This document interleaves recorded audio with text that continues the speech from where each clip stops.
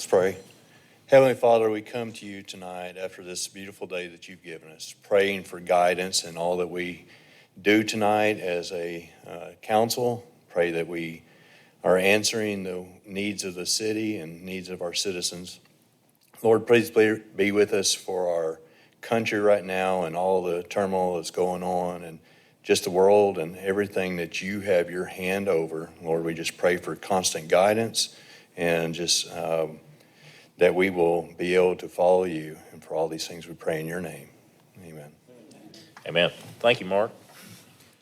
All right, I would like to again welcome you to tonight's regular meeting of the Springdale City Council.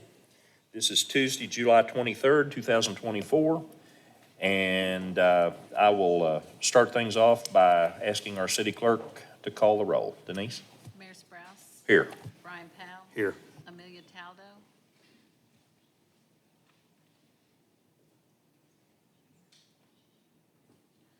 Jeff Watson. Mike Overton. Here.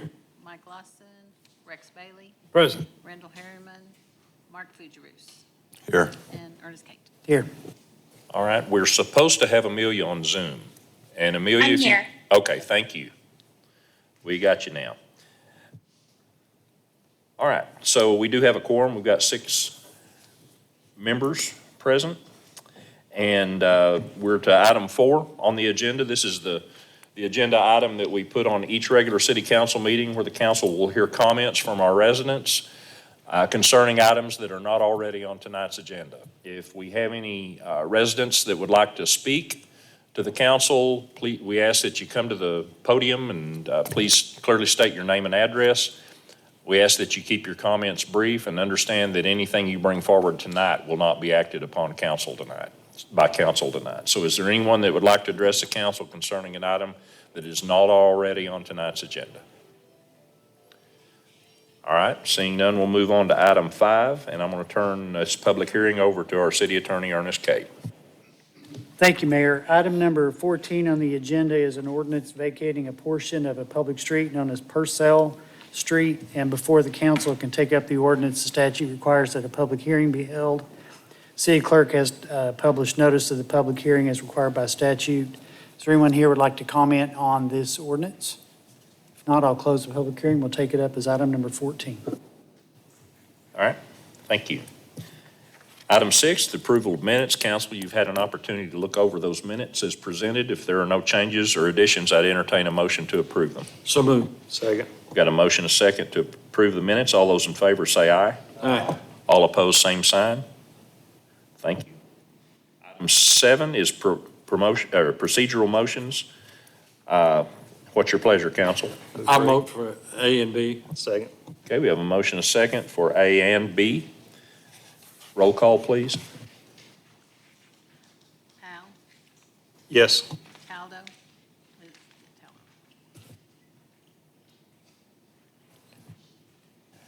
Taldo. On this roll call, I tell you what, we've got this on the screen, don't we? Guys, are y'all ready to do this electronically? All right, then we have a motion, a second. Sorry to take your time away from you, Denise, but let's call for the vote. And Amelia, how will you vote on this?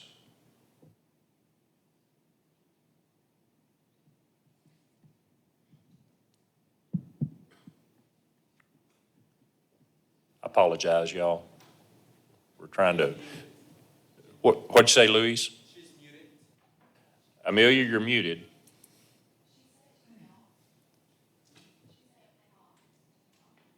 We'll try and get her back, but we need, well, I can vote on this.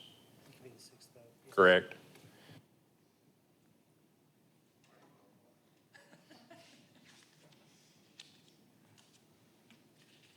While we're trying to get Amelia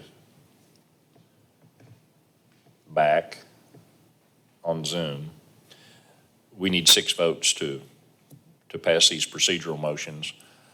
I'm going to go ahead and vote yes, but I don't know if that's okay with the city attorney or not. Yes. All right. Show the vote, please. Okay, so I would be the 6th vote. Carry 6-0.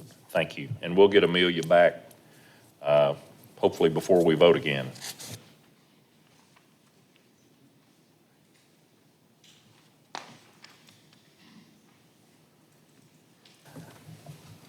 Item 8, we have an appointment to make to our Planning Commission. And I'll go ahead and read this, a resolution approving an appointment to the Springdale Planning Commission.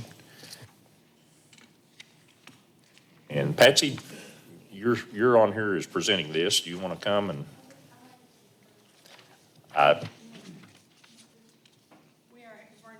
And claim it with you? Good deal.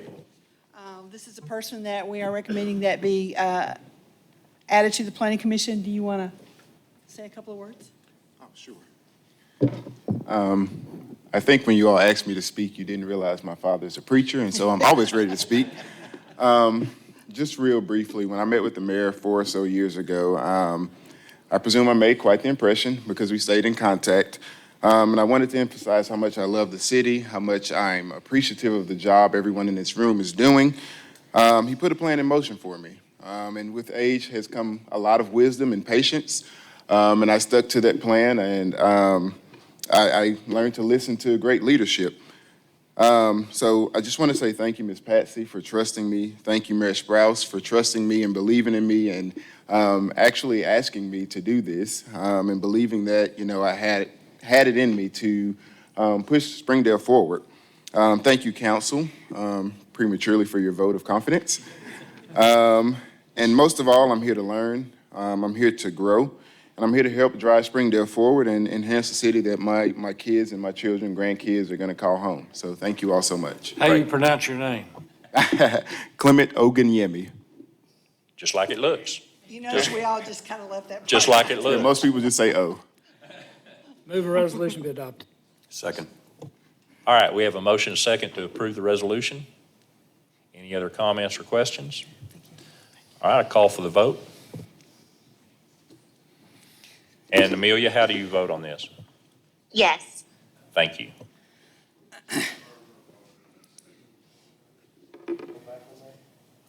Carry 6-0. Amelia, since we've got you back, how did you vote on the procedural motions? I vote yes for A and B. Okay, thank you. Yeah, I guess they'll take my vote off. We will need you for emergency clauses if there are any that come forward, Amelia. Yes. All right, item 9, Planning Commission report and recommendations by Patsy Christie. Okay, can we get the slides up, please?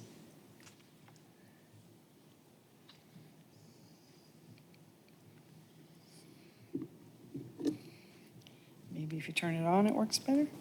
They're nodding their heads back there, Amelia, or Patsy. I turned There it, you- oh, there we go. So actually, it went faster. The first item on the agenda is a request to rezone 7.71 acres located at 305 South 48th Street. The request is to rezone the property from Agricultural District A1 to Institutional District P1. The Planning Commission recommends approval of the rezoning request. The title of the ordinance reads, an ordinance amending ordinance number 3307, the same being the zoning ordinance of the city of Springdale, Arkansas, and the plat pertaining thereto by rezoning certain land from Agricultural District A1 to Institutional District P1 within Springdale, Arkansas, and declaring an emergency.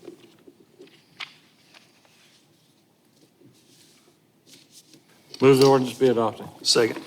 We have a motion second to approve the ordinance. Any other questions or comments? Anyone in the room have any comments on this item? All right, I'll call for the vote. Amelia, how do Yeah. you vote on this? Yes. Thank you. Carry 6-0. Move emergency clause be adopted. Okay, we have a motion second for the emergency clause. Call for the vote. Amelia? Yes. Emergency clause carries 6-0. And these items have emergency clauses included because they're pending actions on these pieces of property. Thank you. And we need to go back. There we go.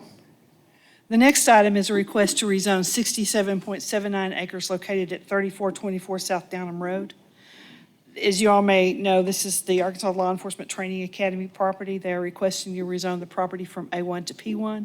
Planning Commission recommends approval. The title of the ordinance reads, an ordinance amending ordinance number 3307, the same being the zoning ordinance of the city of Springdale, Arkansas, and the plat pertaining thereto by rezoning certain lands from Agricultural District A1 to Institution District P1 within Springdale, Arkansas, declaring an emergency. Move the ordinance be adopted. Second. All right, we have a motion and a second to approve the ordinance. Other questions or comments? Anyone in the room? All right, let's call for the vote. Amelia? Yes. Carries 6-0. Move emergency clause be adopted. Second. All right, call for the vote on the emergency clause. Yes. Thank you.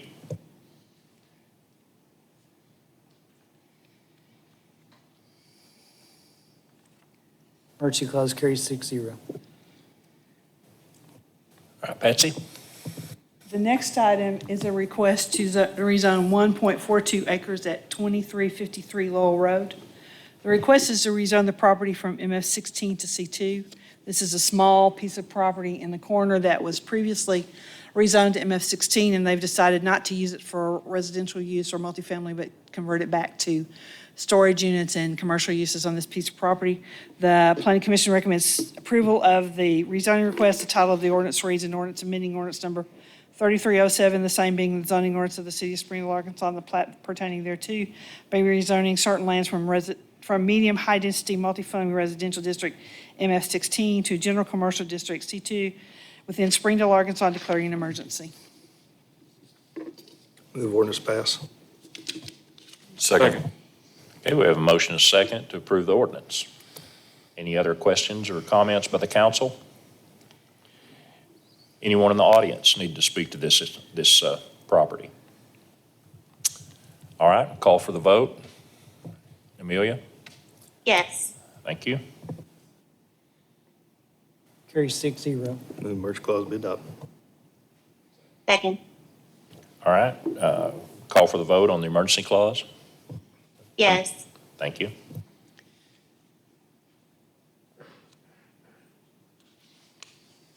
Emergency clause carries 6-0. All right, Patsy? The next item is a 1.5 acre tract located at 1830 Wagon Wheel Road. If you'll remember, we had an appeal for a conditional use at the location. That appeal has been withdrawn. The request now is to rezone the property from A1 to C1. The Planning Commission reviewed this request and recommends approval. The title of the ordinance reads, an ordinance amending ordinance number 3307, the same being the zoning ordinance of the city of Springdale, Arkansas, and the plat pertaining thereto, by rezoning certain lands from Agricultural District A1 to Neighborhood Commercial District C1 within Springdale, Arkansas, and declaring an emergency. Move the ordinance pass. Patsy, I have a question on this. Of course, we know the history of this. This area, are they providing medical services, or is this just a housing service? Okay, let's back up and These are talk rezoning. about, we're not talking about that conditional use. We're talking about the use of this piece of property as a C1. And as if you heard me say 100 times, if the worst thing that you think can happen can go on at this location, then it's okay to rezone it. Whatever goes into this, if continues with what the conditional use was, or if it's converted to some other kind of use, it has to meet commercial design standards. So, This really, I don't want to oversimplify this, and I want to be sure I'm saying this right, Patsy, but this kicks in commercial design, if this is approved, it kicks in commercial design standards that we wouldn't have had under the conditional use. that's Or- correct, because it will have to have paved parking, it'll have paved driveways, and depending on what the use of the property is, it will have to be sprinklered. Could have to be meet all of those sprinkled. requirements that Okay. any other commercial activity, any type of commercial activity that can go into a C1 would have to meet that standard at this location. And if it doesn't And pass? I'm sorry, And if it doesn't pass? then it can't get a business license. It can only get a business license if it meets all the standard, but if it's not rezoned to C1, it can get a business, and no business can get it. If the rezoning doesn't pass. Because it's A1 now, and it's a non-conforming A1 lot, because it's not 2 acres, it's not 200 foot of frontage. So it's kind of stuck in between because it doesn't meet the current zoning classifications. And a C1 is compatible with what's in that area, the property to the east of C1. It kind of creates that in barrier of what's commercial along Wagon Wheel Road. It has one access point. Now, it will have to, if the septic system's failing, it'll have to be brought up to standards. It'll have to meet all of the requirements for commercial design standards. So, Oh, so this is just more of a general question about Wagon Wheel. Patsy, kind of what is our plan for Wagon Wheel? You're saying it's compatible with, We've kind of established this location with that rezoning to the north that we got from the city of Bethel Heights. You got to remember, part of this was in Bethel Heights. And when it came into the city, it was transitioned to a C2 zone and all because that's what it was zoned. But if you look at that section line or that half section line right there, it kind of creates a barrier to what is commercial going further the other direction. do we kind of have a plan for Wagon Wheel? Are we kind of limiting commercial at this lot? No further west than Right now, it would this? be limited at this lot. We don't have any requests for anything else. Our updated land use plan, which hopefully you will see in September, maybe October, will show you what we show for a lot of these areas down through here. Yeah. You got to remember, Wagon Wheel is an arterial street. There's a lot of traffic that goes by there every day. Okay, we have a motion, but no second. So there's a motion on the table.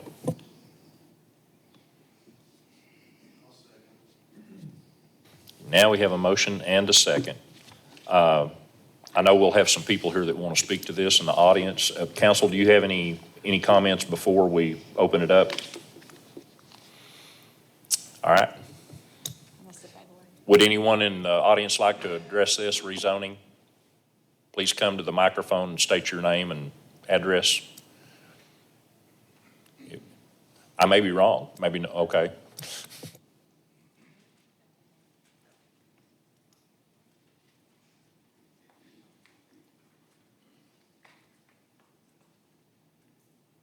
My name's Bruce Applegate, and I live on Callahan Mountain, which is just to the west of this property. And in reference to the question about the plans for Wagon Wheel Road, there are, in addition to the Agri, the A1 areas, there's a lot of residential, single-family residences primarily in that area between I'm going to draw a blank on the name. It's not Robbins Road and 40th Street. Across Wagon Wheel to the south, we have a lot of high density residential, Eagle Crest, Stonecrest, Windsor, and then a little bit further south, Thornberry. Most of the residences on the north side of Wagon Wheel, I would say are probably on 1 acre lots or bigger. Of course, most of those folks have been there for a long time. My wife and I have been in our home now for 40 years. And we have seen Wagon Wheel go from a one lane in each direction, narrow. I can't remember for sure whether it was blacktopped or not when we first built there. But of course now it's grown. We tried to get the center median boulevard type design when Wagon Wheel was expanded like Don Tyson is for the most part now, because we were in hopes that that would stay residential as the folks, quit trying to raise cattle or horses or whatever. So this is, and I'm not speaking against this particular change to C1 because really it's, as Patsy mentioned, that little spot there is kind of, I think probably the people that lived in that house owned the big space where Sweetser has taken all the topsoil out of there.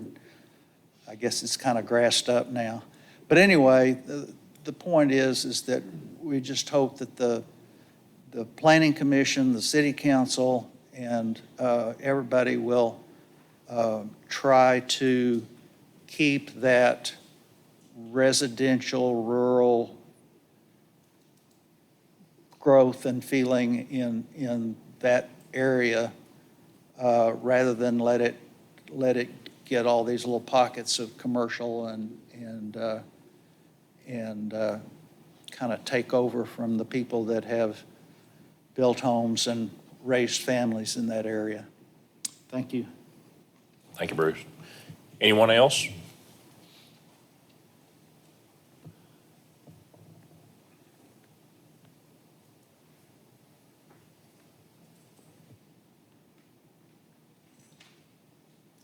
Hi, I'm Janice Graham Johnson. I live at 4902 North Graham Road. I've got a question. Who can petition requests to have a piece of property rezoned? The property owner. Can you tell me who owns the property at 1830 Wagon Wheel?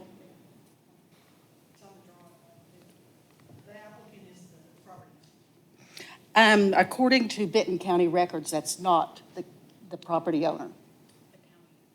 Well, we have warranty deeds that show that it has been transferred to this owner. Well, as of today. Patsy, y'all have a mic? Patsy, you don't have to come up here if they can reach you with a mic. The county on the snapshot page on the overview still has the past owner listed. We saw that during our initial conversations when they submitted this, but we have a warranty deed and confirmation from the county that the Sura Development is the current owner.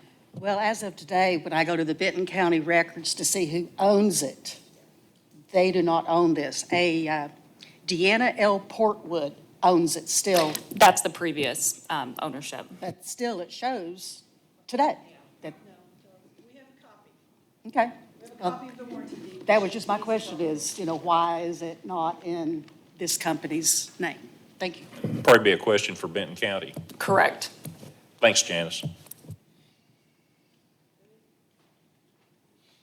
All right, any other comments or questions?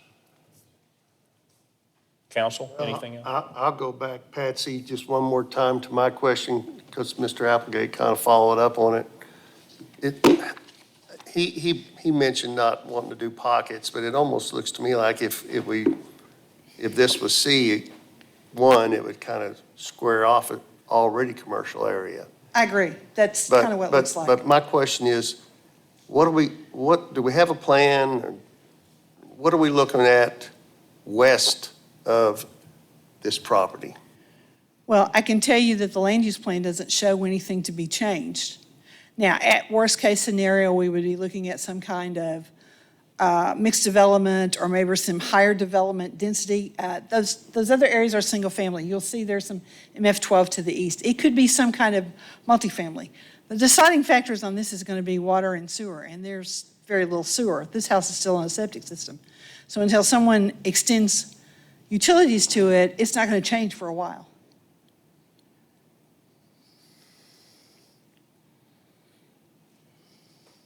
Any other questions? Is there sewer across the street? Yes, but it's not at the back of the lots, it's in the interior. There's no easement to get it out to the road.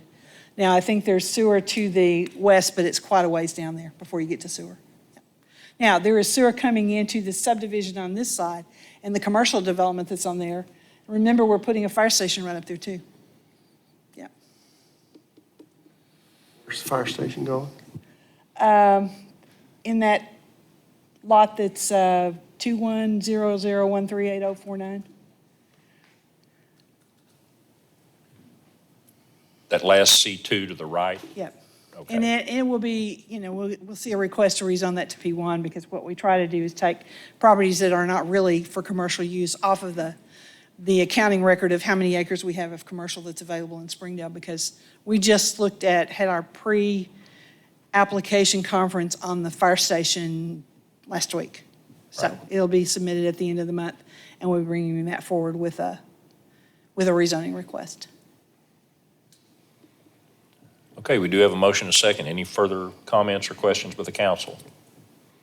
And this was approved by the Planning Commission, correct?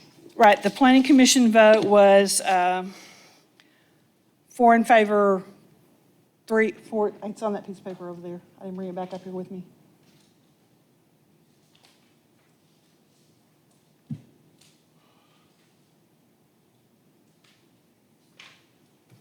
Four yes, three no, one And abstain. Yeah. Okay. All right.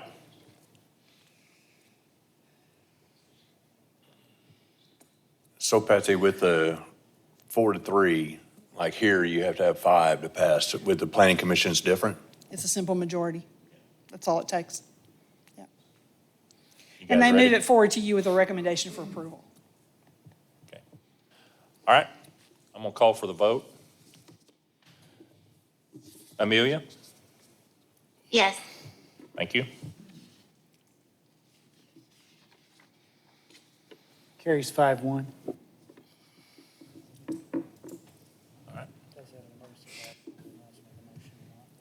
Okay, there is an emergency clause if anybody, Move the emergency clause be adopted.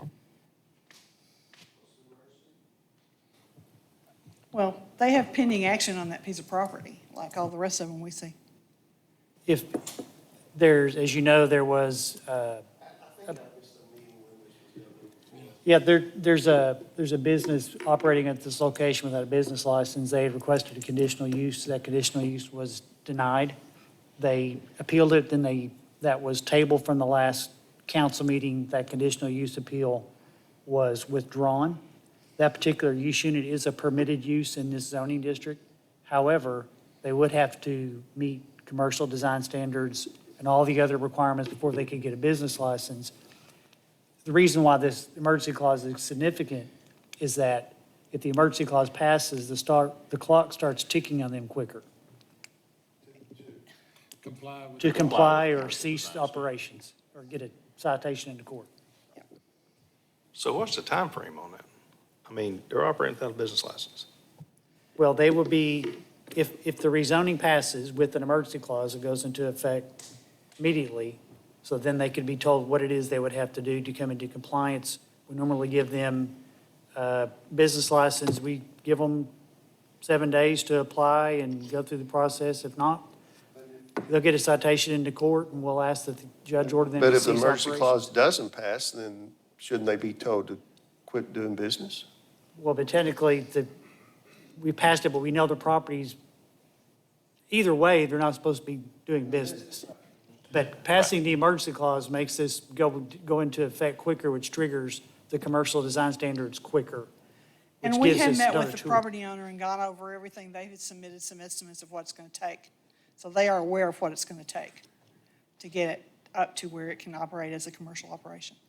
and just to confirm, I don't want to put the chief on the spot, but you mentioned sprinklered. That would, for that use It in a has to be commercial, sprinklered. in a C2, a C1, that would have, that building would have to be sprinklered. That's correct. Example of one Yep. And it has to have paved Upgrade. parking based on the size of the structure. Paved parking. And a paved drive and all that kind of stuff. We went over all that stuff with the developer, with the property owner, so he knows what those requirements are. Okay. And it was brought up, and you weren't at the last meeting, Jeff, but it was brought up about code enforcement. If someone's going through the process, whether it's applying for a conditional use or rezoning, we're pretty hands-off on the code enforcement until they've gone through that process. So is there a second? If not, this is on the emergency clause? Second. Okay, we have a second. Go ahead, Mike. Otherwise, they could be there for 60 days and not comply because due to the hands-off historical policy that we've had. This way, if this does pass, they have to get it done within the 30-day period. All right, we have a motion and a second for the emergency clause. Call for the vote. Amelia? Yes. Emergency clause does not pass. It requires 6 votes, and the mayor's not allowed to vote on the emergency clause. So the ordinance will go into effect in 30 days. Can the property owner petition for a revote on the emergency clause at the next council meeting? Failed. So Okay. Okay. All right, We go ahead, ready? Patsy. Can we get back to the pictures now? The next item is a request to rezone 25.93 acres located at 6373 Watkins Avenue and 3317 South 64th Street. The request is to rezone the property from A1 and C2 to medium density or A1, C2, and to medium density multifamily residential district, MF16. Planning Commission reviews this request and recommends approval of the rezoning request.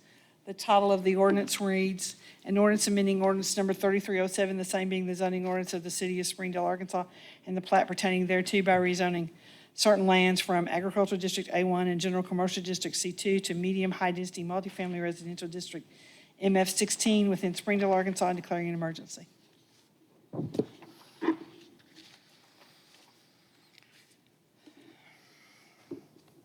All right, it's to you, council. Move the ordinance be adopted. Second. We have a motion and a second. Any further comment or questions? Anyone in the room need to speak to this issue? All right, I'll call for the vote. Amelia? Yes. Thank you. carries 5-1. Move emergency clause be adopted. All right, we have a motion and a second on the emergency clause. We'll call for the vote. Yes. Thank you. Emergency clause does not pass. It requires 6 votes, and it was 5-1. Or actually, 5-0 with 1 abstention. Right.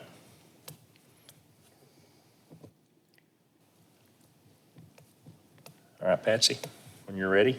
The next request is kind of a unique situation in that it's one application but has 2 pieces of property, and one's in Washington County and one's in Benton County. So that's why you see on the agenda that are 2 separate ordinances with the same number, because it's 2 separate counties. It is to rezone 39.91 acres in these 2 tracts, as you see, parcel A and parcel B. The request is to rezone it from A1 to MF12. The Planning Commission recommends approval of rezoning of both properties. The title of the ordinance reads an ordinance amending ordinance number 3307, the same being the zoning ordinance of the city of Springdale, Arkansas, and the plat pertaining thereto by rezoning certain lands from agricultural district A1 to medium-density multifamily residential district MF12 within Springdale, Arkansas, and declaring emergency. And I said one's for Benton County and one's for Washington County. We can take these together. Okay. What's your pleasure, council? Was there anybody against this at the planning commission as far as speaking against it? I don't believe so, and it was a unanimous vote.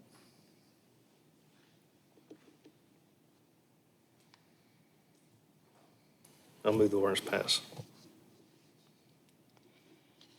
Second. Yeah, and that's, Brian, clarify, that's both ordinances, correct? Both ordinances. Thank you, sir.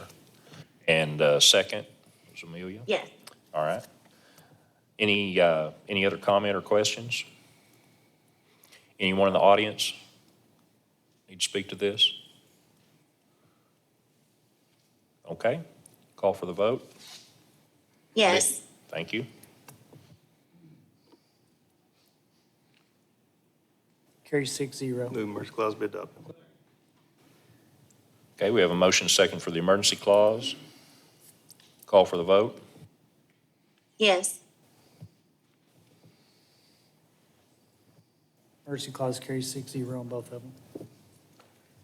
All right, Patsy? The next item is a conditional use for a, get through all this stuff, for a use unit 45 healthcare clinic in a neighborhood center type 1, which is the form-based code and identifies it needs to be a conditional use. The Planning Commission reviewed this request and recommends that it be approved. The title of the resolution reads, "A resolution approving a conditional use for Kristen Markle, MD, PLLC at 109 Spring Street as set forth in the ordinance number 4030 with the two conditions that treatment provided on an outpatient basis and no overnight lodging." Patsy, explain to me why you need a conditional use. The form-based code identifies several of the different uses, and some of them are just conditional uses in the downtown area, as opposed to being a permitted use in some of the form-based code districts, and that's one of these. Now, do you have have you got, what is it, 16 and 45? Is there a 16 in the ordinance of some kind?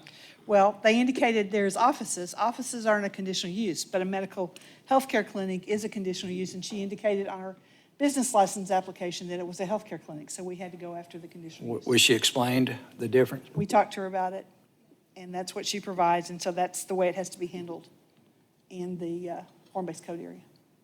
How long has this been a rule? How long has this ordinance been in play? Well, the form-based code has been in 2015, maybe? The master plan was in 2015, and it was not too long after that. We made some updates with the second master land use plan update in 2017, and so the form-based code has been in existence quite some time. But have you had one like this? This is the first one that we've had a medical office that came in, and that's where it's listed as a conditional use, Rex, Ernest said that was March of 17. March of 17. Yeah. Well, my point, I've never heard of this before, and it's my old office too, by the way, and I'm trying to figure. The great improvement. It's a great improvement, I promise you. But, you know. Barbershop didn't have to have a conditional use. Well, I It's a understand permitted use, that, but you okay? got lawyer, you got everything kind of business in there, but yet you have to get a conditional use for this, and I was a little curious Well, on. if you think about a medical clinic, could have a lot of people coming in and out, needed a lot of additional parking, some specialized services. It's just not the same as a general office. And That's it, I did 25 and 30 a day. well, But you ain't gonna be no part, she ain't gonna have 25 or 30 a day now. It's just not gonna happen. Okay. So I'm not sure I understand the issue here, Patsy. Are you saying the portion of downtown Springdale that's subject to the form-based code Yes, cannot have a medical clinic unless they go through as a a conditional use, correct. Because the form-based code lists on the bottom floor, you can only have offices, the second floor offices, and it's considered a medical clinic is not included in the definition of an office, so it has to be a conditional use. Explain to me on 16, what's that? That you do not have to have a conditional use. No, because in the form-based code, an office is a permitted use it's just an office. It's the medical clinic use that's different. We have a separate use unit for medical clinics. As opposed to, we separated those out of general offices because they create a different kind of impact in the areas in which they're developed, usually for parking and that kind of stuff. You know, if you go into a shopping center that wasn't designed for a medical office in there, you could have a parking problem, like a restaurant. That creates some of those kind of things. So that was separated out as a separate use unit, and in the downtown form-based code, it was listed as a conditional use. That's the best explanation I can give to you, because that's how it happened. I move the resolution pass. Second. Got a motion, a second to approve the resolution. Any other comments or questions? I'm gonna vote for it, but I think it's a silly rule. I'll just be real honest with you. You know, we want small business to come down Springdale, but this could hamper. And Mr. Taylor's put hundreds of thousands of dollars in there. We don't need to make this complicated, but I'm gonna vote for it, but I disagree with it. That's your privilege, and if you want to propose an amendment to the form-based code when we come up with this next rewrite and take it out, then we can discuss it then. Well, I promise you I'm going to. But there are some But conditions I we would need to think, talk I about. would think, Rex, as part of that discussion, though, all things classified as a medical clinic may not fit what's happening here. Could have more impact. That's where you get into generalizing, and that's kind of how we got into this discussion of it being a conditional use, because it could have a major impact depending on the size of the clinic. There's one person, so it's not gonna impact a whole lot. Well, I understand that, but it could have been 10 people in the building if it would fit. I mean, we But don't it's not have a gonna fit. medical office that's just for one one doctor. We don't have that. I would suggest the next time somebody comes in with just one, they list it as an office, not a medical clinic, and I'm not telling you to lie on your application, but that looks at it differently. Rules are not perfect for every scenario that we get into. Just never come up like that. No, I've it never hasn't. seen it. You're so. right. Okay, I think we've got a motion and a second. Any further discussion, anyone in the room? We need to move on down to the resolution on the vote. Yeah, guys, we need to, We voted on both of those together. yeah, need to move on. we're on, That one. there you go, thank you. All right, I'll call for the vote. Amelia? Yes. Thank you. Carries 6-0. All right, Patsy? The next item is a waiver request of streets, drainage, curb and gutters, and sidewalks in connection with a large scale for Eagle Carports on 473 East Randall Road. They are making improvements to the site, adding some parking in the back so they're not parking on the grass, putting some more office space and parking on the front, and they're requesting a waiver of street improvements. Planning Commission reviewed this request and recommends approval of the waiver request.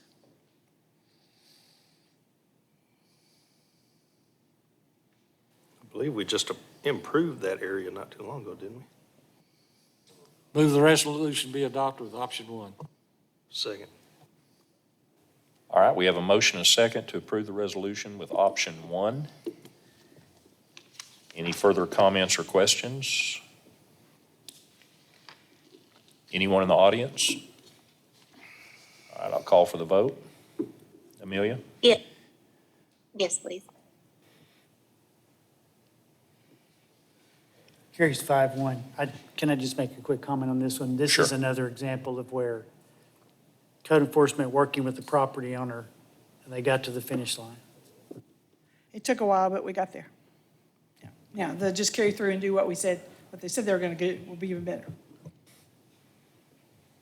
Okay. I think we're ready to move on. Patsy? The next one, which was Summit Baptist Church, has withdrawn their waiver request and have agreed to make payment in lieu of replacing the sidewalk along 48th Street. So the next item is a waiver of street improvements, drainage, curbs, gutters, and sidewalks in connection with the Alita Arkansas Law Enforcement Training Academy's work. The master street plan shows a major relocation of West County Line Road through their property. They have agreed to work with the engineering department to determine an exact location for that to go through. They have agreed to dedicate the right-of-way, but they've asked not to build it. The Planning Commission recommends approval of the waiver of construction costs for all this. The title of the resolution reads, "A resolution approving a waiver of street improvements, drainage, curbs, gutter, sidewalks, and streetlights as set forth in ordinance number 3725 to Arkansas Law Enforcement Training Academy in connection with L2433," and that's the relocation of County Line Road to that property. Move the resolution pass with option one. Second. Okay, we've got a motion and a second to approve with option one. Any other comments or questions, council?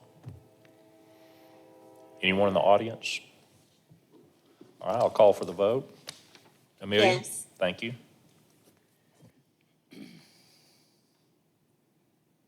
Carries 6-0.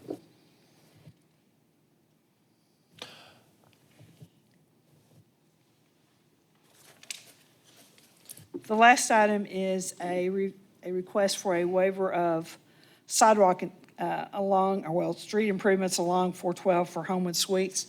They are building on that small lot. As you may be aware, the Highway Department is making some changes into the intersection at 412 and I-49, which is going to result in some extra lanes and a median being put down through the street. We did work with them, hoping that they could work out an arrangement for a pedestrian access to the south, so that if you're staying at the hotel, you can get to the amenities and the retail operations that's to the west, and they agreed to do that. Planning Commission recommends approval of this waiver request. The title of the resolution reads, "A resolution approving a waiver of streets, improvements, drainage, curbs, gutter, sidewalks, and streetlights as set forth in ordinance number 3725 to Homewood Suites Motel in connection with L 2432, a large-scale development. Patsy, did I hear you correct that Sam's did agree to the pedestrian? They're working with it. I don't think we have it in writing yet. We got to figure out how to get some kind of connection from this Homewood Suites to Andy's and, Panera and Burger King and all those things that are over there so you don't have to walk, because there's no sidewalk along 412. Now, with the improvements to 412, we'll probably have a sidewalk down through there, but in the interim, they don't have to put it in.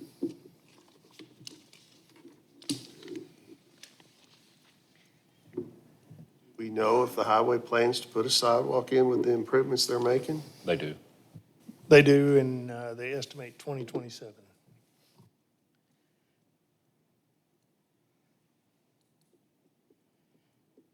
But the sidewalk goes on the right-of-way. The sidewalk goes in the right-of-way. Yeah. But the highway improvements are going to put... Include the sidewalk, yes.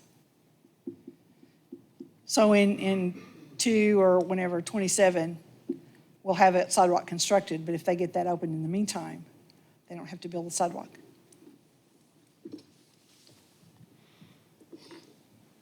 Other questions? It's to the council. We have no motion for action yet.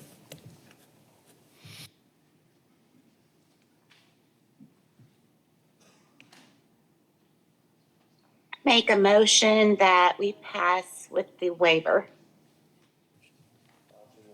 Is that option 1, Amelia? Yes. Okay, I thank believe off track on my computer here. Okay. Second. Okay, we have a motion and a second for approval of the resolution with option 1. Does anyone else need to speak to this? Council, any other comment before I call for the vote? All right, then I call for the vote. Amelia? Yes. Thank you.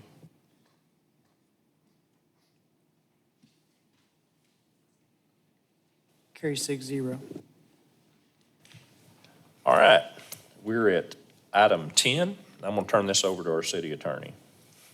Thank you, Mayor. I think I need to probably lay some procedural background for the record on this. This is an appeal of the Planning Commission's denial of a final plat for Phase 2 of cottages at Clear Creek, 5331 East Robinson Avenue. At the July 2nd Planning Commission, there were 3 items on the agenda pertaining to this overall project. There was a final plat for Phase 2. There was a revised preliminary plat for Phase 4. There was a rezoning from PUD to revised PUD. Those were, my understanding is those were denied at Planning Commission. Shortly thereafter, that was on July 2nd. On July 8th, there was a meeting with planning staff, myself, developer, about several issues that were involved and with this project, and the developer stated they wanted to appeal only the final plat of Phase 2 denial to the city council. After that discussion on July 8th, there was a list of 4 or 5 items going forward that were discussed that perhaps could be help move this along, and those were submitted the next day to the city from the developer.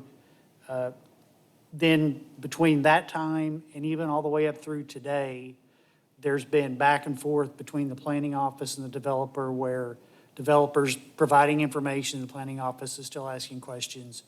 And even as late as 2:30 today, there was more information provided. And I hope I stated that all correctly.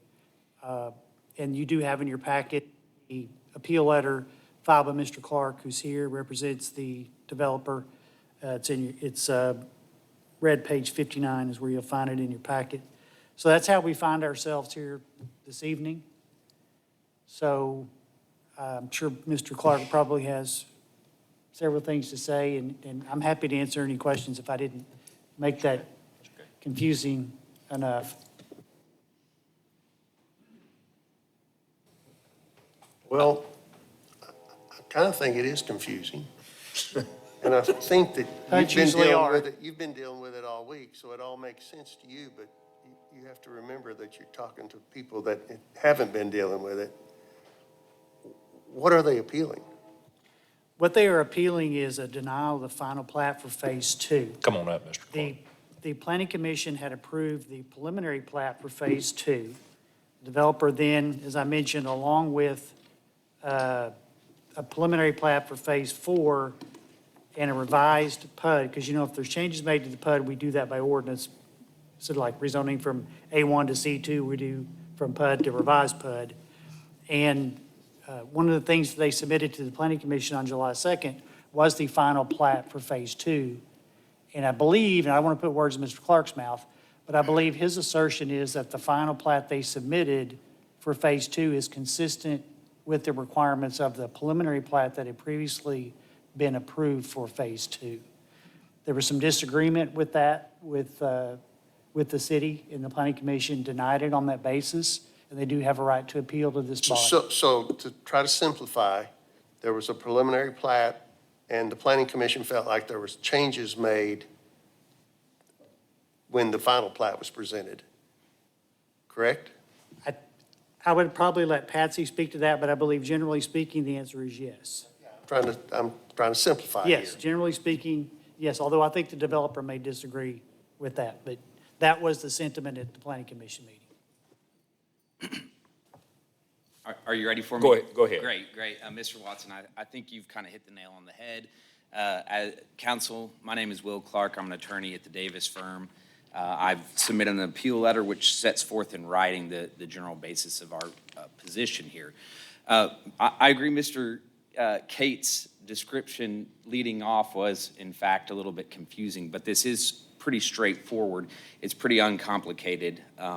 And I think it boils down to the fact of whether or not the final plat for Phase 2 does in fact substantially comply with the previously approved preliminary plat for Phase 2. This is a subdivision of PUD that's phased in 4 separate phases. Phase 1 is now completed. There's a preliminary plat that was approved by planning, a final plat that was approved by planning. Those houses have now been constructed, developed, and sold. We're on Phase 2. Phase 2 had a preliminary plat that was approved by the Planning Commission, and we are now submitting our final plat. The infrastructure's done, the construction's done, not the home construction, but the construction of the lots, and we are submitting our final plat for approval. And unfortunately, we believe in violation of the Springdale City Code, the Planning Commission denied that approval. This is straightforward in the sense that there's, if you review the Springdale Municipal Code, there are really only 3 ways by which the Planning Commission can in fact deny the final plat. And that is to establish that there were substantial changes from the final plat that deviate from the previously submitted preliminary plat. None of those exist here. Those 3 items are enumerated as an increased proposed floor area for non-residential use by more than 5%. That wasn't applicable in the final plat. The second would be an increase in total building coverage by more than 5%. That didn't exist in the final plat. And the third being that there was an increase in the total number of dwelling units by more than 5% within any given phase. That too was not present in the final plat. So really the 3 grounds upon which the final plat could in fact be denied didn't exist here. And so the law requires, the Springdale Code, Arkansas state law requires that in those circumstances, there's just simply no discretion. The Planning Commission doesn't have discretion. They might prefer something, planners might wish there was some additional elements, but the discretion with which to deny the final plat simply doesn't exist unless these substantial changes, as enumerated by the Springdale Code, exist.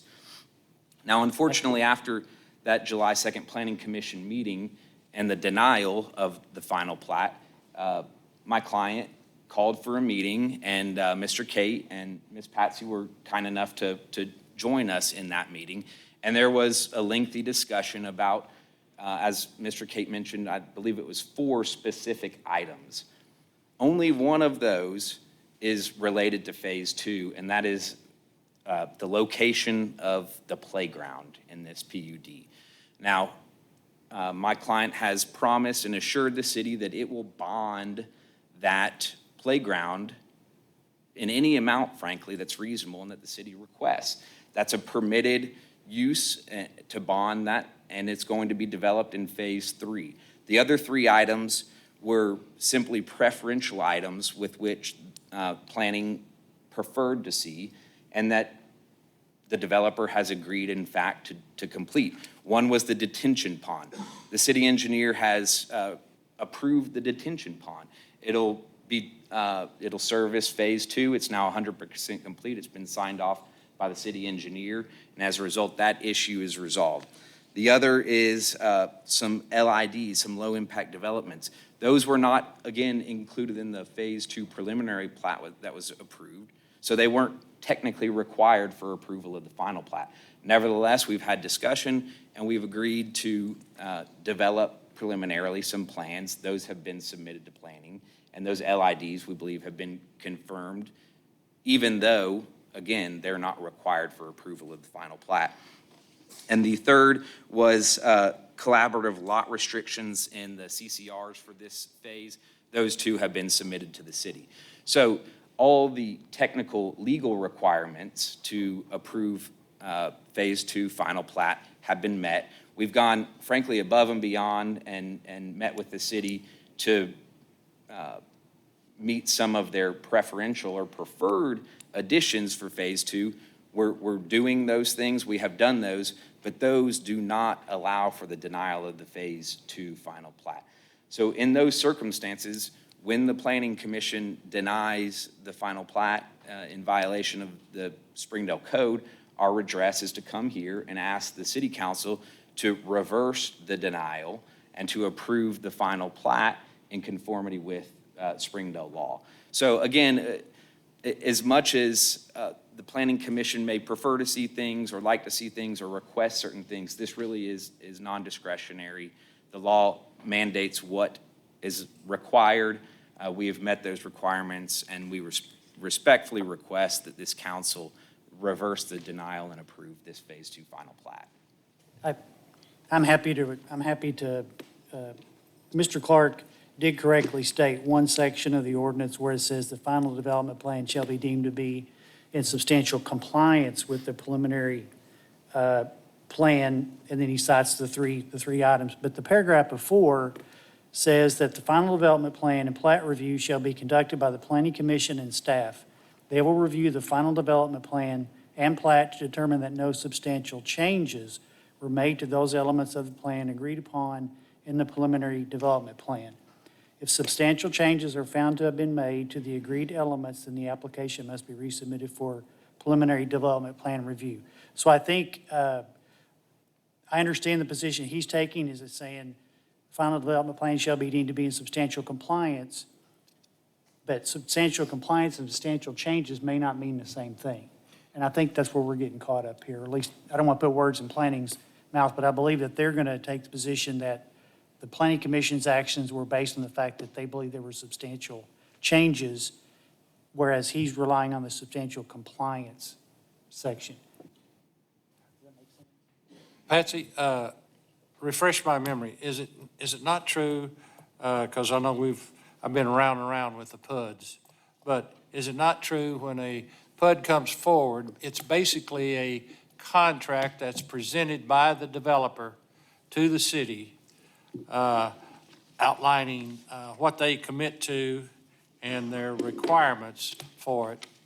And once it's passed by the city council, it goes to the Planning Commission, it's passed by the city council, and then the compliance of that contract that the PUD developer made with the city is subject to review and enforcement by the Planning and Inspection Department. Correct. And it passes on from one owner to the next. And that was my question, Mike. I need to get clear in my mind where the PUD, the requirements of the PUD and how that's enforced dovetails with the final plat. Are those two separate issues? Well, we see it all as one, because Okay. that's how you take care of the intent of the development plan. And we've done several PUDs where we've done revisions where changes have been made. Now, this developer was told the first time they submitted their final plat for Phase 2 in March that we needed a revision to the development plan. They didn't actually submit it, and it was tabled because we didn't have that. They submitted the preliminary plat for Phase 4 in May. And then finally, in June, we got the revised submitted development plan for the whole thing. You got to revise the development plan for the entire PUD out there. The PUD's one big parcel, one big contract with different phases to be executed, as I understand it. And quite honestly, in my opinion, they appear to be taking the advantage of the smaller lots, but we're not getting all the amenities and things that go with it that was part of what the development plan was supposed to be so that they could do the small lots. And I don't know how many of you have been out there and looked at it, but there are common areas that aren't usable. There are the lack of, well, the development plan says Phase 1 will include the pedestrian courtyard amenity, okay? And that courtyard amenity that you see out there in Phase 1 doesn't meet what I would say meets a courtyard amenity standard. In Phase 2, it includes the playground with seating areas. Now, they're asking to put the playground in Phase 3. They could have included in that Phase 2 final plat this playground where they're moving it to, because quite honestly, they're putting it in the best place, but they want us to let them bond for it to be included in Phase 4, but to be built in Phase 3. Well, that just creates a whole level of all kinds of things that's not going on. The intent of this, as stated in the development plan, was to provide a unique mixture of single-family residential lot types with creative green space areas that provide opportunity for recreation while preserving natural features. I just don't think they've lived up to that standard yet. And I can go on to all kinds of other details if you want to. The subdivision will include 2 pedestrian courtyards. They are neighborhood green space located in front of a group of rear-loaded houses. These courtyards are substituted for the street, which will be typically built and provide a completely unique look and feel for those homes not available elsewhere in Springdale. All of this sounds good, and it has to be carried out. And what we've seen up to this point, I don't think lives up to the intent. And it was my position from the beginning that they needed to revise the development plan before we move forward. That's what was presented to the Planning Commission, and they denied the revised development plan. We offered for them to meet with the Planning Commission at the July work session and changed our schedule around so they could be at the July work session, but nobody showed up. We met with the attorney staff and in between, and they decided they were going to only appeal the final plat for Phase 2. So that's my contention. I mean, PUDs are supposed to be unique situations. We have a contract on what it's going to look like. I don't feel it's to that standard. The Planning Commission didn't approve it based on that, and I think we need to go back and figure out how we make this one work better before any other action is taken. If you want to approve Phase 2 and we move on, I'm going to be back with the same words next time if we don't have a revised plan that works. So it sounds like there's some questions, a lot of questions, because even after the last planning commission, there has been correspondence between the developer and the planning office. Anything that is done through that in a PUD needs to come back to the planning commission for approval. Isn't that correct? And you can't submit stuff at 3 hours before the meeting today and expect staff to be ready to say whether it addresses the intent or not. If they could do that, why wasn't that submitted way back at the beginning? Why do we get these things after we've met instead of working them out when we're going through the process when we offered to do that? That's my confusion with all this. Now, if you guys say you want the plat to move on, that's your choice. By the way, Planning Commission only recommends to you whether the plat needs to be approved or not. They don't actually approve the plat because you have to do that because you get the dedications of right-of-way and all that, something the city has to do. The Planning Commission only recommends whether they think it should be approved or not. And I will say, to your point, Mr. Powell, when we met with them on July 8th, we did try and winnow this down to, I think there were 4 issues that might help get this across the finish line. And they did submit information, but there were still questions from the planning office after that. So I don't want you to think that they just ignored us after that meeting because they did provide information, but I think there's still some remaining questions. Oh, I thought I heard you just just then, Patsy, say that the planning commission doesn't really vote yay or nay on the final plan, is it plan or plat? That's the correct word here. Plat? It's a final plat. Okay. The planning commission makes a motion to recommend to city council whether or not it should be approved or not. That didn't pass. The motion to recommend So approval they're didn't pass. just not recommending it. So is that Correct. appealable that they're not recommending it? Is that what they're appealing, is the fact that they just didn't recommend it? Well, they can come to you guys and ask for you to approve it. They appealed the planning commission's lack of recommendation, is what they're appealing. And they have 30 days. Yeah. Under the ordinance, they have 30 days to appeal Yeah. it to the city council. They didn't For the appeal. denial of the final plat, yes. She's saying they can't Well, deny it. can't approve They it just- anyway. They're just not recommending it. We end up in the same place either way. Usually it's a motion to recommend to council subject to staff comments is what you usually get, and that's how it comes to you guys. And we work out the staff comments before we get to signing the final plat. But the other side of it, they submitted a revised development plan that didn't get approved. So we're still back at the one that was approved in 2020, or whatever that is, 2020? Yeah, 20. I've been through so many of them now, I don't remember which one's which. This project started many years ago with Chimney Hills coming in that Mrs. Hunt had, and then we did a PUD for that, and we added some land to it, and then we took some land away from it, and then it was sold to this group in '21, after the last revision that was done in 2020. So it's been a long process. And back to history, originally, when our whole PUD concept came out, I was one of the main beginners, because the bottom line was, with a PUD, it's a commitment by the developer, and it puts everything, once that contract's agreed to, it's all subject to approval and control by the planning department.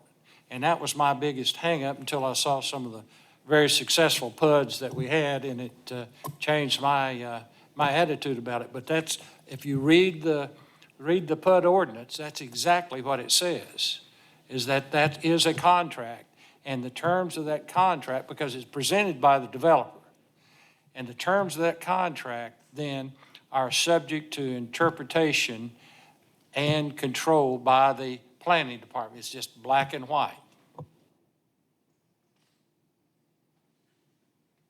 Go ahead, sir. Thank you, Mayor. Councilors, appreciate your time. Jesse Fulcher with Roush Coleman Homes. This is exactly what happened at our planning commission meeting.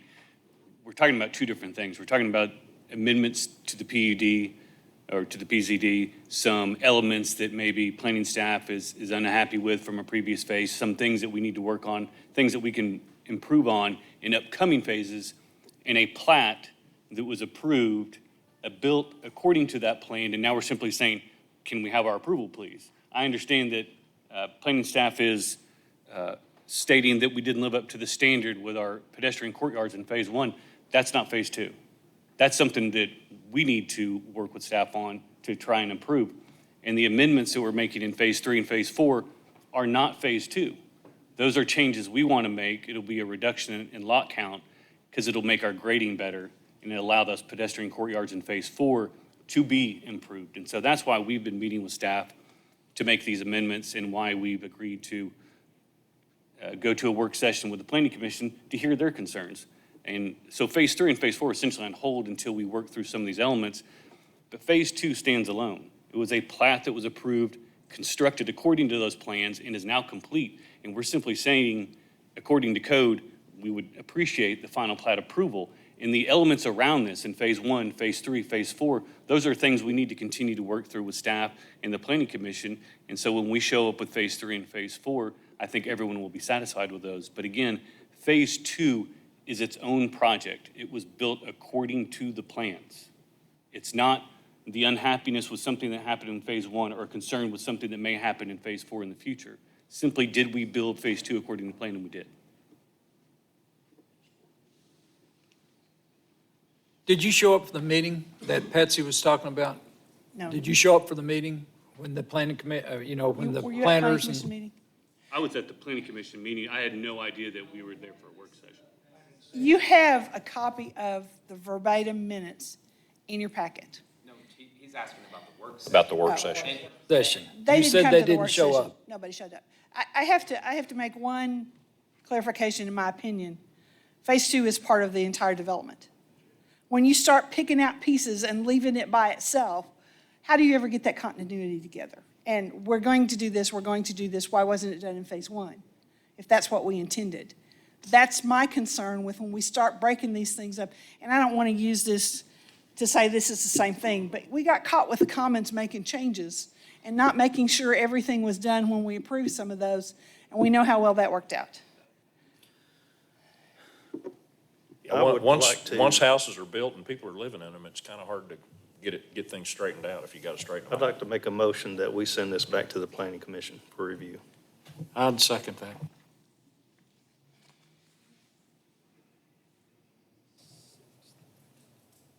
All right, that would be the August Planning Commission. What's the date on that? 6th? Okay, thank you. Go ahead. I need to clarify for the record, just for purposes of next steps.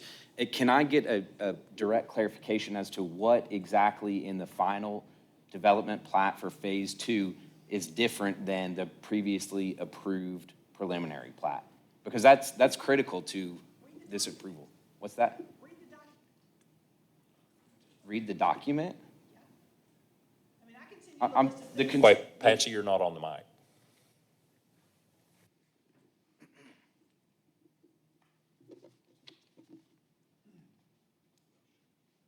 I mean, I can give you the list of the highlighted things I don't think you meet. I mean, you read through the document, you tell me how you've met all those things, and we'll go from there.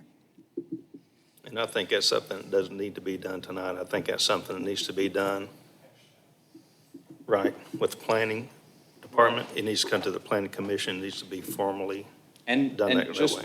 for clarification, we have a memo from the Planning Commission that says specifically, construction of Phase 2 is substantially complete.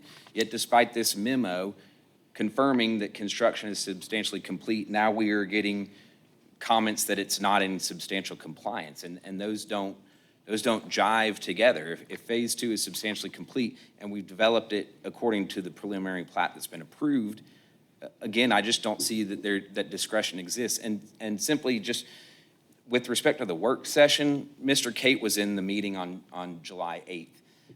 No one walked out of that meeting believing that a July work session was mandatory or needed to be attended. We met and specifically discussed the 4 particular items, and everyone walked away with that clear understanding. To hold the July work session as some claim that we aren't doing what has been agreed or asked or discussed in that meeting is disingenuous, in my opinion. I wasn't saying that. I just want to know if you showed up or not. That's just We what showed I'm up at a- asking. Yeah, and we showed up at a private meeting. We showed up at a private meeting and did exactly what would have been done otherwise. Wasn't accusing you of anything. I was just asking a question. I understand. We do have a couple of members of the planning commission here, if you want to talk to them. Mark Cloud was the chairman of that meeting, he's here, and Ray Cordell is both here, and Jennifer's here, and Tristan, so we got. Go ahead, Mark. Hello, council, how are y'all? So I have in front of me the PUD agreement, it's about 7 or 8 pages. I've highlighted things that make the project unique. As you can see, it's a lot of highlight. And based on my experience in construction design for 20-plus years, they haven't fulfilled Phase 1 based on what the PUD says. And so my comment is, if you buy a PUD, you should build the PUD. If you don't want to build a PUD, don't buy it. Thank you, Mark. So I think seems like the description, and you've made a motion, and we have a second.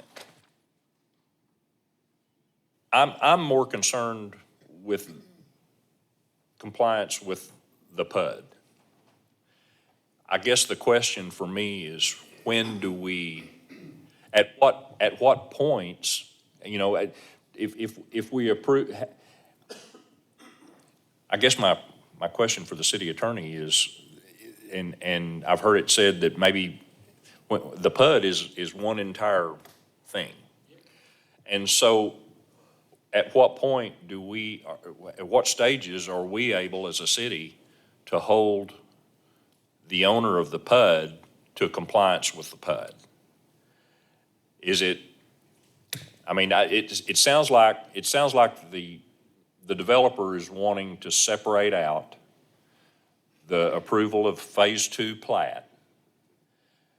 And we're saying, well, what about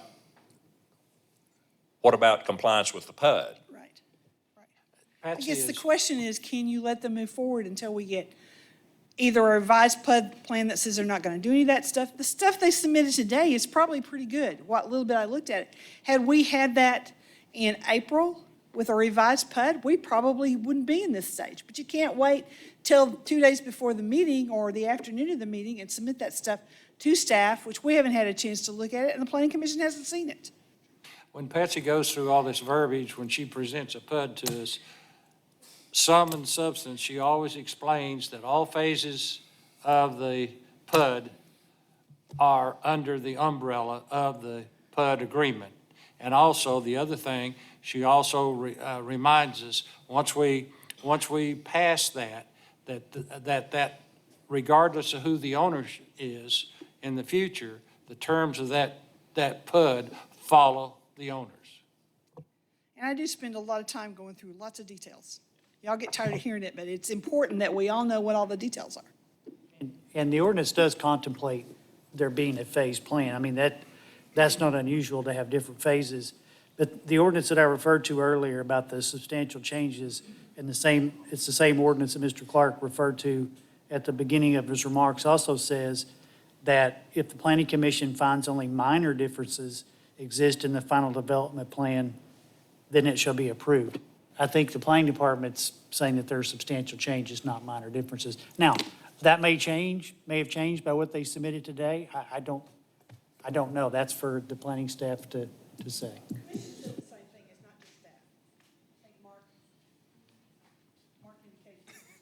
There's a motion and a second on the table to send this back to the planning commission, but we'll certainly allow you to Thank you, Mayor. continue Appreciate to that. comment.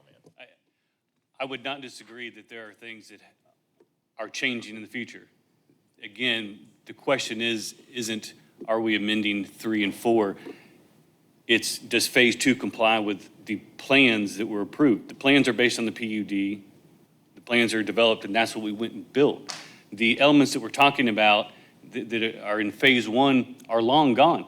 Are we willing to go back and address an item in Phase 1 that they feel should be addressed? Happy to.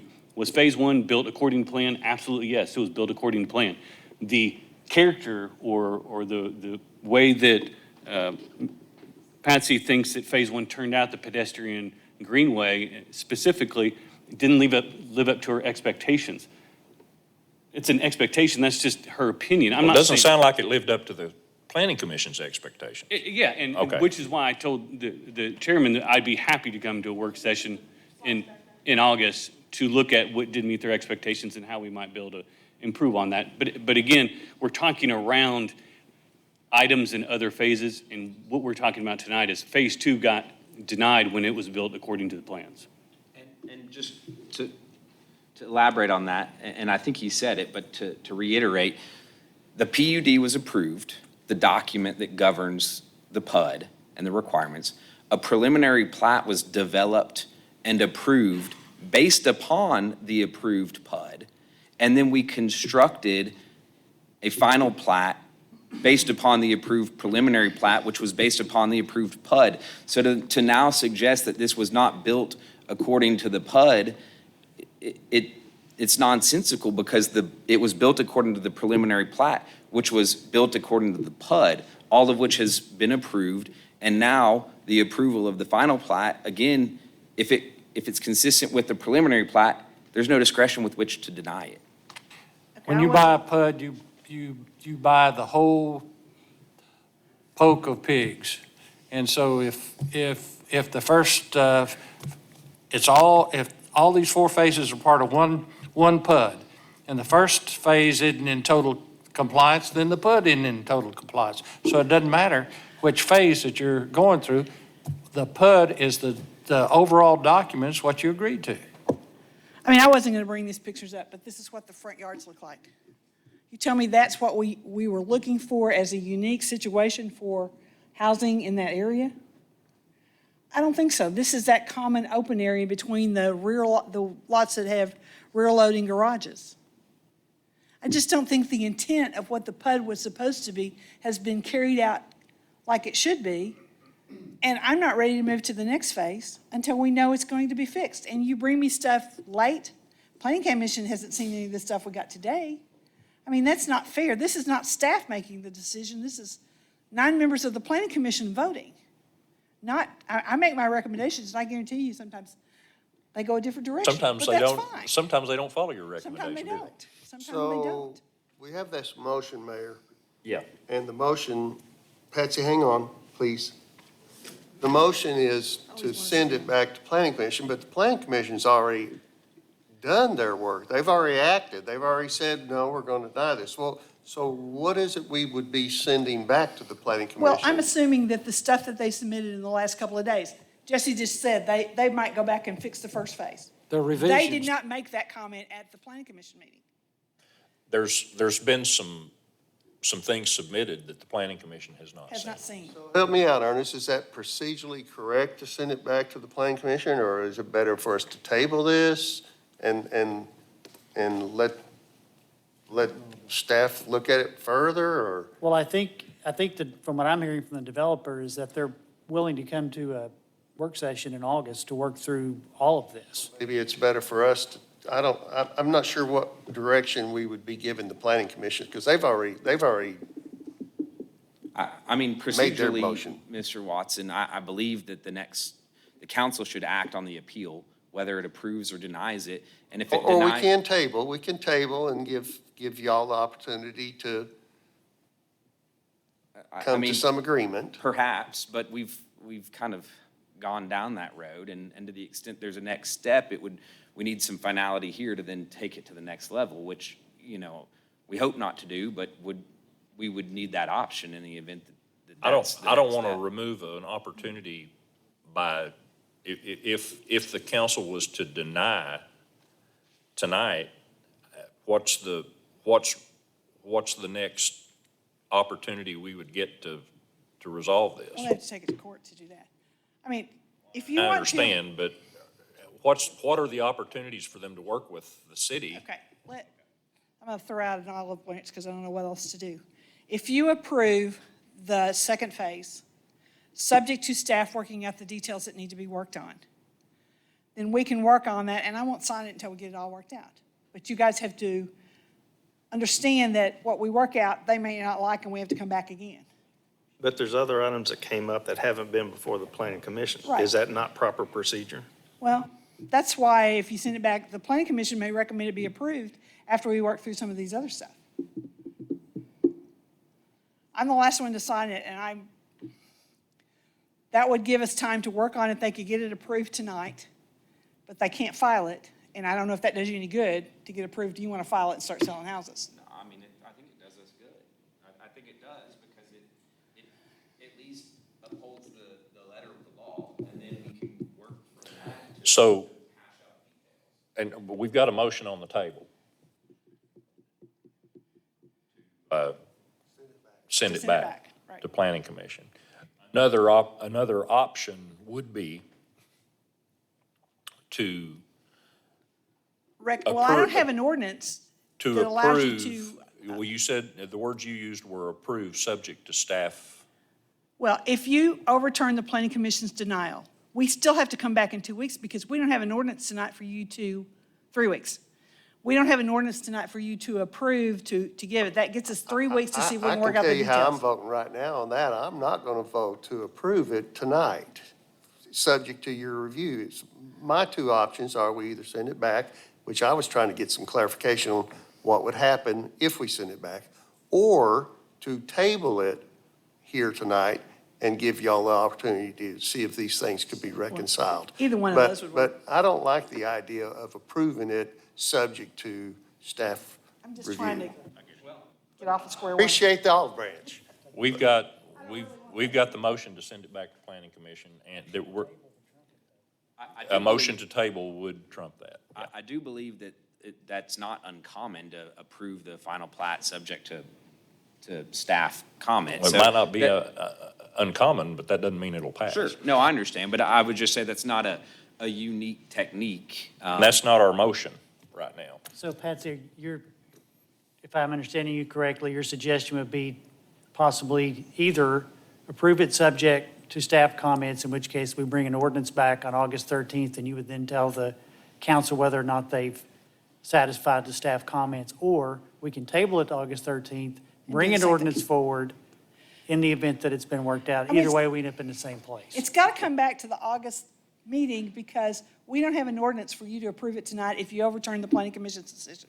So it's got to go back, and that gives us time to work through all this stuff so that we could bring a phase 3. Walk me through the motion that's on the table, though, because that's what I've got to deal Well, with their first. motion is to send it back to planning commission. And which at means what point would it then, it would still be August 13th?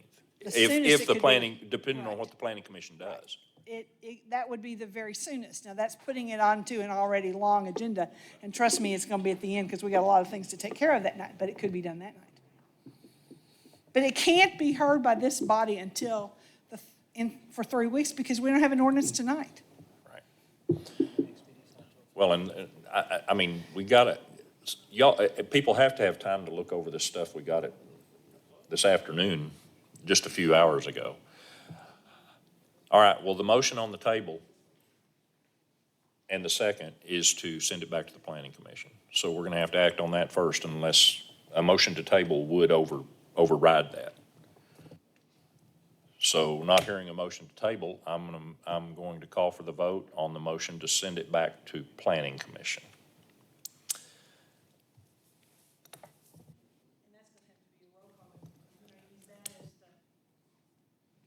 Yeah, this is, that we really, I think we need to do as a voice vote.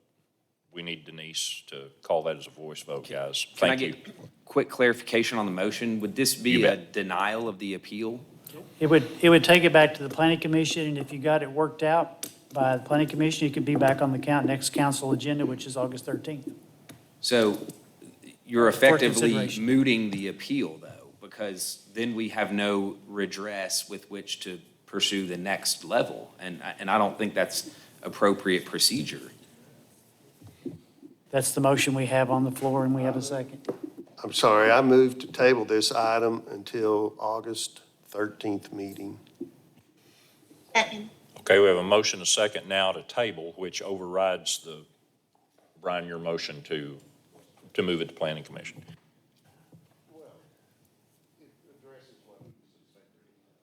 Right. All right. We have a motion and a second to table until August 13th, city council meeting, which is our next meeting of the city council. All right, and we'll need a voice vote. Powell, So in that, this is still going to be worked out. Well, we're hoping. And it's still going, is this still going to go through the planning commission? Well, that's up to them. No, the issue of the appeal of the final plat would be tabled to the August 13th meeting. If these issues get worked out with staff, then It would come to we'll council. have an ordinance on the agenda in the event that the city council overturns the planning commission's denial of the final plat, so it can be approved that night.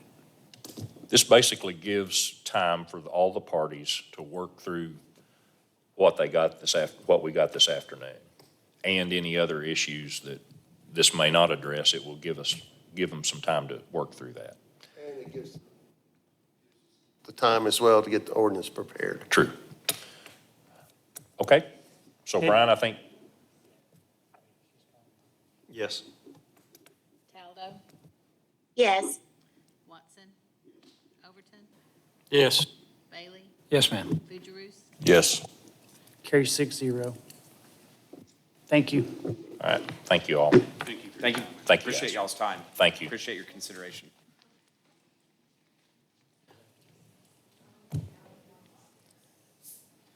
All right, Ben,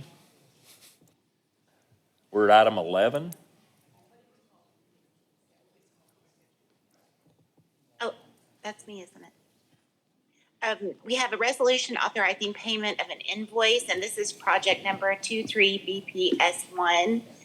And this is with Crossland Construction for the West Emmett Avenue extension from 40th Street to 48th Street. Yep, so this is an invoice that exceeds $1 million, so we bring it to you for approval to pay it. This is work that they've done on the Emmett Avenue Bridge, and we just need to approve this so we can pay that bill.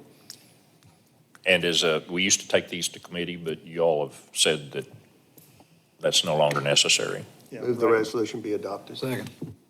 Okay, we have a motion and a second to approve. Any other comment or questions? All right, call for the vote. Amelia? How do you vote?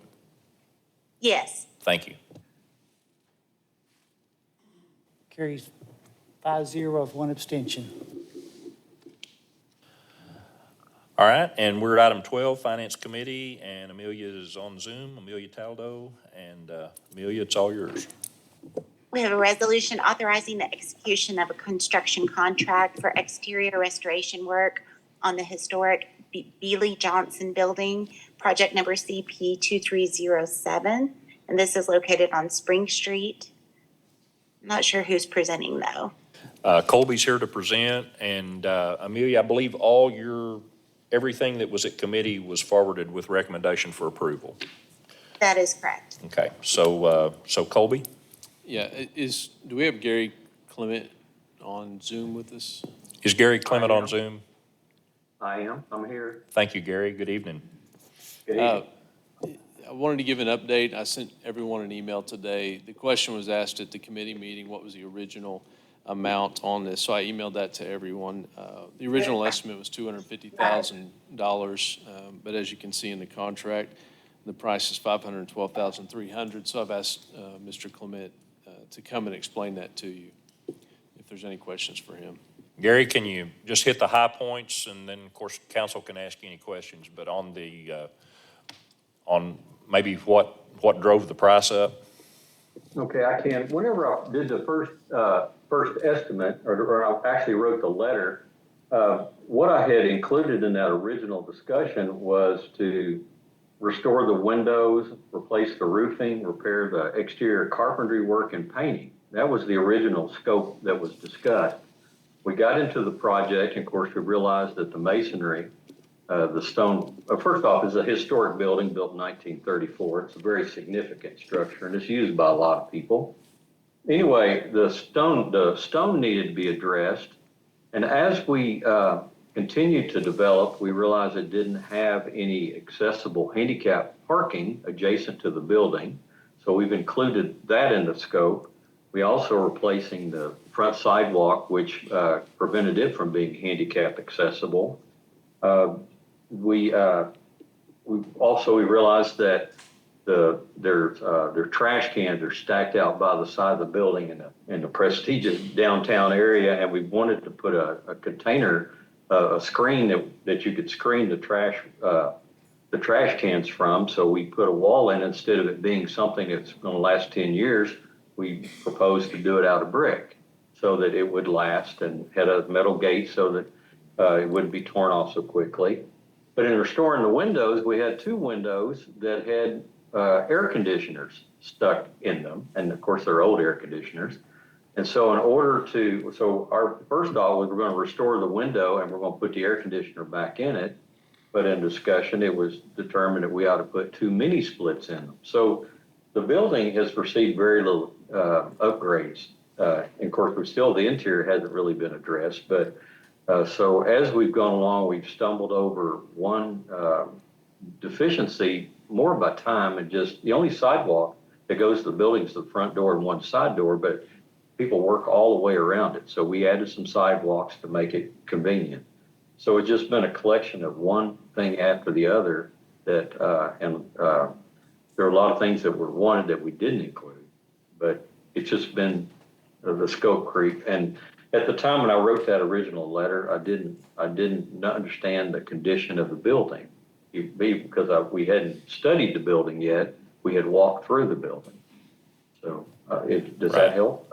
And a lot of the things Gary's talking about that we added was as we, staff, myself, Colby, as we met with Gary, and as and of course our current tenant, the American Legion, other ideas, other needs. We know that the council, this is an important building for Springdale, and we know that the council would want to do this right. But that kind of explains some of the increases in cost. Signage also, Gary, I think is included in that, new signage. We do have some signage on the building. We're not replacing the main sign that tells where it is. But, you know, we had to stop spending money somewhere. Right. You know. I know we had talked about a monument sign at one point. We did, and the pedestal, we're wanting to rebuild the pedestal, and we'll have accommodations for power and all that to come to it, but we just don't have the sign. This also includes the rock planters that are on the west side of the building? Yes, it includes 3 of them. One of them, there was probably 4 at one time because there's a space between them, but those are original features of the building. So we're going to rebuild those as well. All right. I don't know about the rest of it, but the addition of the mini splits is an excellent idea. That's, doesn't take up much space and certainly will condition the space and be a lot more economical to operate. Right. Look a So Oh, lot what better. was the difference in the amount original compared to the 515? The original estimate was 250,000. It's just over doubled, Amelia. So I'm not trying to drive the price up anymore, but I'll just ask the question. Mr. Clements talked about the screening of the trash cans and the idea of putting a brick screen. Was rock considered, and would that be considerably more? I mean, That'd I be wonder- more in tune with the Building, original the structure. building, that's what I was just wondering. I don't know. was Gary, that we thought came about? in here to justify the double price, and now it's not enough, Gary. Well, it would cost a lot more to do that, but. Well, the we'll thing cut is- Go ahead, Gary. I'm The sorry. brick we're using is gonna be matching like the window seals, and there's other minor brick, so rather than putting a new feature onto a historic building, we want the new features to not match exactly, so you can know what the original building was. At least that's the historic preservation, one of the code of ethics is to try to not to replicate it. But by putting the brick on there, I mean, the brick is gonna be, I mean, we can go back and relook at that, but we made a decision to do brick because brick would be Similar appropriate. brick. The brick is only gonna be like 4 feet tall. It's gonna be tall enough to cover, so from the street, you won't see the top of the trash can. I move this ridiculous price be approved. Second. And I would, since the council wants to spend more money, we've got a motion and a second, but Gary, if a nice monument sign and the proper lighting is not included in all this, I'd like to at least hold open the option to, if it fits within our contingency or if we're able to bring this back to council, I'd like for us to look at it. Mayor, you're also authorized, we've added in here 10% change order. 10% as long as the money's in the budget. Right, okay, thank you. Okay, we've got a motion and a second. We've got several members of the Legion here. I think, it sounds like we're in good shape, but any of y'all just really need to say anything? Appreciate y'all being here and what you do for us. All right. Okay, I'll call for the vote. yes, Thank you. Carry 6-0. Looky there. Thank you. Thank you for joining us, Gary. Appreciate it. Thank you very much for letting us save this historic building. All right, see you. Thank you. All right, Amelia, hey, what number are we now? 12B. Resolution authorizing the execution of construction contract for the Springdale Senior Center, 2023 bond project number 23BSC1. And I think, is Colby there? Yes, he's ready. Yes, ma'am. Okay, go ahead, Colby, thank you. This is a resolution authorizing the execution of the contract with Buffalo Builders. And the contract amount is $14,289,700. And I do want to say thank you to Buffalo Builders and our architects for working with us. And they worked with the planning department and with engineering. As you know, we changed locations, and there were several changes that this had to undergo to stay in our budget. So Buffalo Builders really did a good job of helping us stay under our budget. And there's going to be change orders as we go along the way, so we'll have enough money for that as well. And this is paid for out of the bond program. Move the resolution passed. Got a motion, a second. Any further comment or questions? And we have a date for the groundbreaking, correct? August 6th? Great. All right, any other comments? All right, call for the vote. Yes. Carrie 6-0. All right. Okay, Amelia, item C. Is a resolution authorizing an amendment to the design contract with Earth Plan Design Alternatives for the Springdale Senior Center. And Ben, go ahead. Yep, this is an amendment to the design contract for Earth Plan Design. Some of those changes that Colby just talked about to get this thing in budget, and the new location required the civil engineer to do more work than was originally in his scope. Plus, this adds some money for construction services during the construction. So The resolution be adopted. Second. Motion, second to approve the resolution. Any other questions or comments? All right, a call for the vote. Yes. Okay. Okay, the next resolution. Wait just a minute. There we go. Carrie 6-0. All right, thank you, Ernest. Go ahead, Amelia. The next resolution is a resolution authorizing the city of Springdale to enter into an agreement and appropriate funds for the Meadow Street side path at Big Emma. Go ahead, Ben. Thank you. This is for the city to participate in widening the sidewalk along Meadow Avenue from 6 feet to 8 feet on the Big Emma project. Our contribution would be $9,236.17. Move resolution pass. Second. Motion and second to approve. Call for the vote. Yes. Carrie 6-0. All right, Amelia, item F. The next item is the resolution authorizing the Whoa, expenditure. whoa, whoa, of I'm sorry. I gave you the wrong one. I skipped one. Oh, okay, sorry. Oh, is she? You were reading the right one. I just gave you the wrong letter. So we're on E, right? Now, Sorry about that. okay. No, you're fine. Hold on. Now I'm off. What item are we? Item E. You were reading the right one. Oh, okay. A resolution authorizing the expenditure of funds to acquire land from the Episcopal Diocese of Arkansas for the Watkins Avenue, 48th Street to Jean George Boulevard project number 18 BPS15. And I believe that's going to be presented by Ben Peters. Or Ernest. Ernest, go I'll ahead. throw that to Ernest. Yeah, actually, this is for the Watkins Avenue project. This is the last parcel, or the last portion of the parcel that we need to get the project started, and this is the only parcel that we ended up paying more for the easements. They're asking for an additional $22,150. They did provide written justification for their request. It's in your packet. This is out of the 2018 Yes. bond issue. Move resolution pass. Okay, we have a motion and a second to approve. Any other comments or any questions? Anyone in the audience or the council? All right. Call for the vote. Yes. Carrie 6-0. All right, thank you. Now we're at item F. Amelia. Item F is a resolution authorizing the execution of professional services agreement for acquisition services for North 56th Street Extension. Ben Peters. And that is Ben.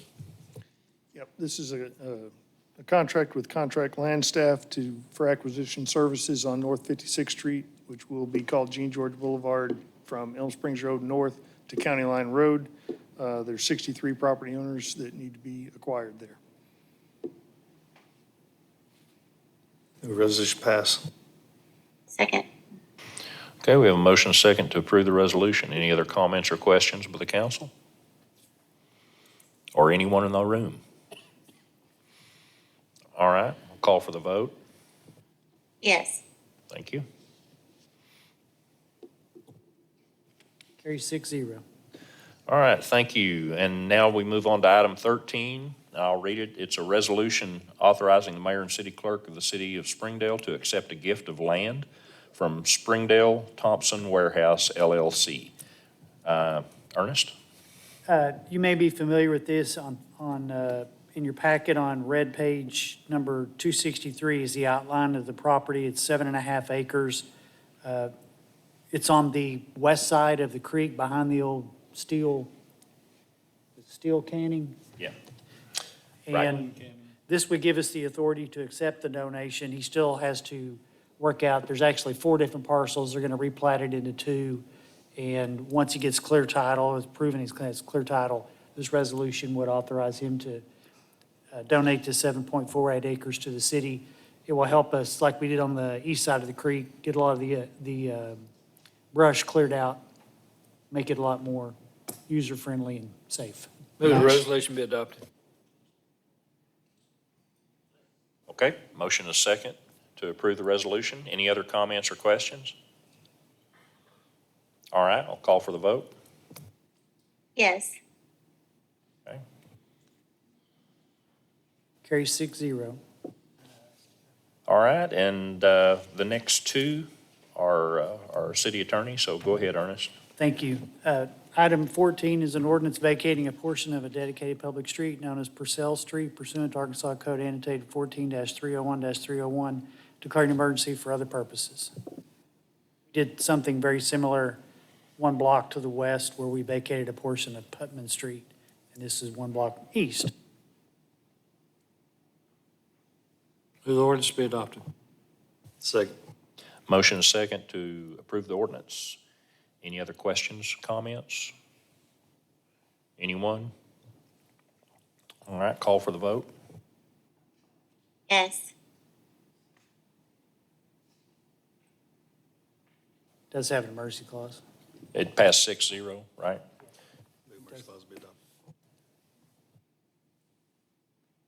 We got a motion on the emergency clause. Did we get a second? Okay, got one now. All right. Call for the vote. Yes. Emergency clause carries 6-0. Item 15 is an ordinance authorizing the city clerk to file a cleanup lien for the removal of overgrown brush and debris on property located within the city of Springdale, Arkansas, declaring an emergency. This is on property located at 208 Josie Place. Move the ordinance be adopted. Second. Okay, we have a motion, a second to approve the ordinance for the cleanup lien. Is there anyone from this property or representing this property that needs to speak? All right, if there are no other questions by council, I'll call for the vote. Yes.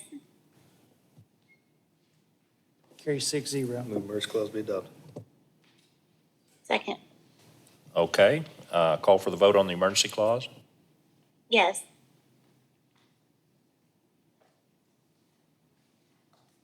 Carries 6-0. All right, thank you.